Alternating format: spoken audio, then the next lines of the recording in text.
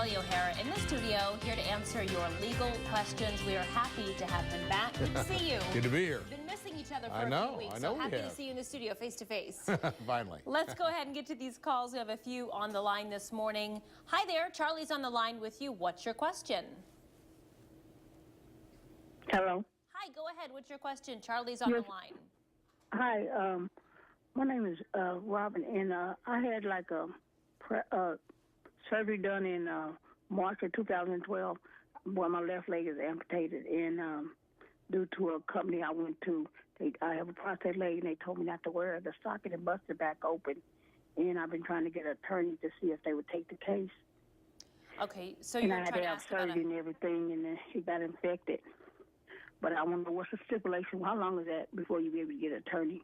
Well, I think you better get an attorney right now. If the surgery happened back in March of 2012, it runs real quick, and I'm not exactly sure. I think we were asked that last week and kind of went through.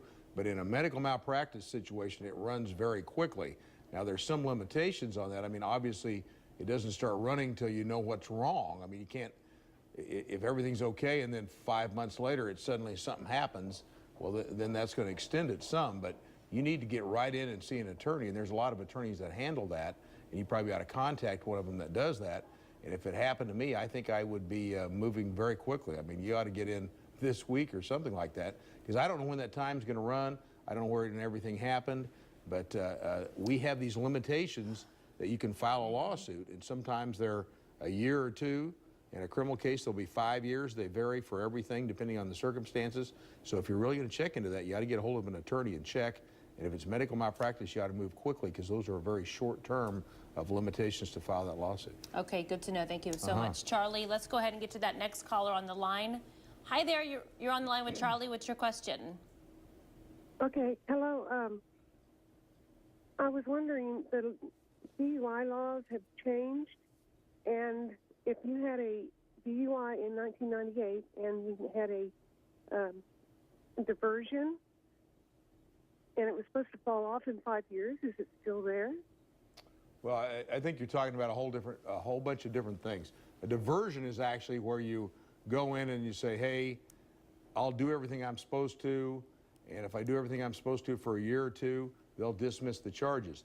That actually, for purposes of enhancing, which means getting another charge, if you get another DUI, that counts as a prior. And that can go on for quite a period of time. I think it's somewhere around 10 years now. It used to be a lifetime thing. If you want to expunge that, which some people do, and I'm not sure you can, you'd have to check on that. That means get rid of the charge so it doesn't show up. You can swear you've never been convicted of something. That is a different period of time for an expungement, but I don't know that you can expunge that charge. So I'm not exactly sure what you're asking.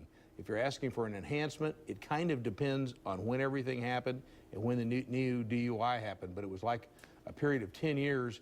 Some of the old times it used to be a lifetime, but now it's gone to a period of 10 years. Okay, thank you, Charlie. Good to know. The laws, as you always tell us, are always changing. They're always changing. Thank you. It keeps us in a job. Okay, we'll see you next time. Okay.